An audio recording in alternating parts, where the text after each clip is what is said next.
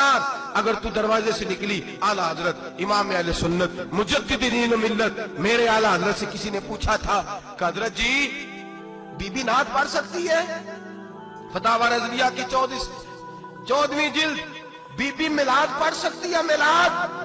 आला हजरत ने फरमाया अगर बीबी मिलाद पढ़ रही हो, नात पढ़ रही हो और उसकी आवाज गैर महरम के कानों तक जा रही हो, फरमाया उसे सवाब नहीं होगा, उसे हराम काम करने का गुनाह दिया जाएगा।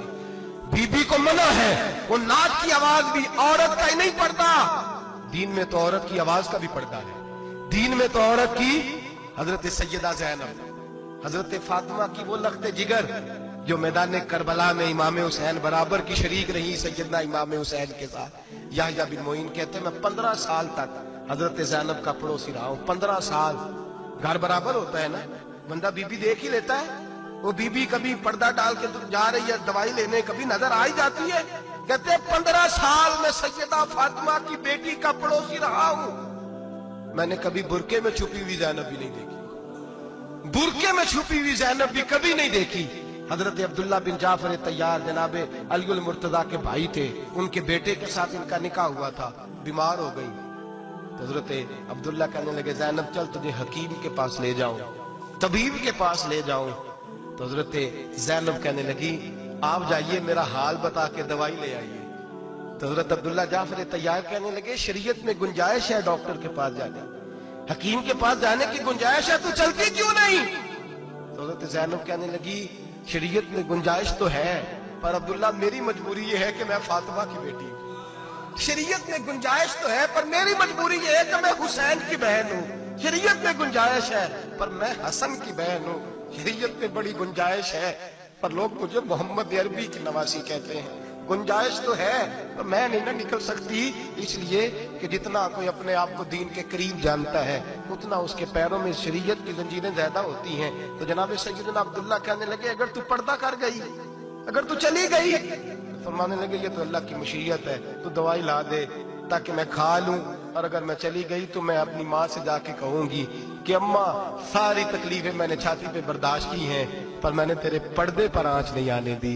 मेरे भाई ये उसवा नूर है, ये उसवा हसना है, ये हमें सिखाया जा रहा है। मेरे हबीब करीम की बीवियों का ये हाल था, बीवियों का अपने घर के आंगन में हजरत आयशा सिद्दीका, हजरत सौदा जनाब अफसा अपने सेन में जब बैठती थी ना तो दीवार की तरफ मुंह करके बैठती थी, दीवार के साथ लग के दीवार की तरफ।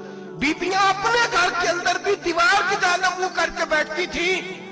लोग पूछती, बीबियां पूछती कि अपने घर में भी दीवार को मुंह करने का मतलब? कहती हो सकता है कुछ छत पे चढ़े अचानक नजर पड़े तो हम चाहती हैं फिर भी हमारा चेहरा नजर ना आए उसे, फिर भी हमारा चेहरा नजर, हम अपने घर के अंदर भी पाबंद रहती हैं कि हमारे चेहरे नजर ना आए। खुदा रा बड़े पैसे जिंदगी में लुटाए हैं, 1000 1500 बुरके पे भी खर्च करो, वो घर ले जाओ, वो अम्मा को भी दो, बहन को भी दो, बीवी को भी दो, उसको कोई ये पहन ले। इसलिए कि जब तो हजरत फातिमा के तरीके का पर्दा करेगी तो तेरे आंगन में सैयदा ज़ैनब की तरह की बेटियां पैदा होंगी, वो उस सुन्नत पे चलने वाली बेटियां तेरे आंगन में आएंगी।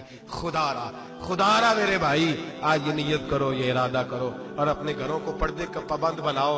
अगर एक बेटी पर्दादार हो गई तो कई खानदान पर्दादार हो जाएंगे, अगर एक बेटी पर्दादार हो गई तो कई घराने संवरेंगे, कई जगह पे नूर फैलेगा। ऐ अर्श के मालिक, ऐ मेरे महबूब के खुदा, तुझे वास्ता है मेरे महबूब की बीवियों का और तुझे सदका हुजूर की शहजादियों का।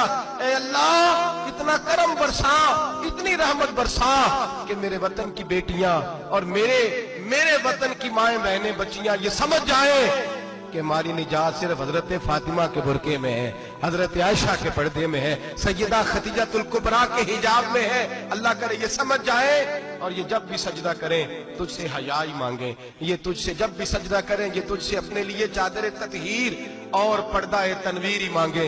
अल्लाह करे मुझ बेअमल की मुंह से निकले हुए लफ्ज किसी के दिल में तासीर बन के उतरे और फिर दुनिया के अंदर ये रिवाज आम हो कि हर कोई पर्दा करे, हर कोई बापर्दा हो जाए। ऐ अल्लाह तू तासीर नाजिल फरमा, ऐ अल्लाह तू अमल की दौलत नाजिल फरमा, ऐ अल्लाह हमारी बेटियों को इज्जत की चादर अता फरमा, हमेशा मिदहत खैरुल अनाम में गुजरे। दुआ है ये उम्र दरूद और सलाम में गुजरे। आखिर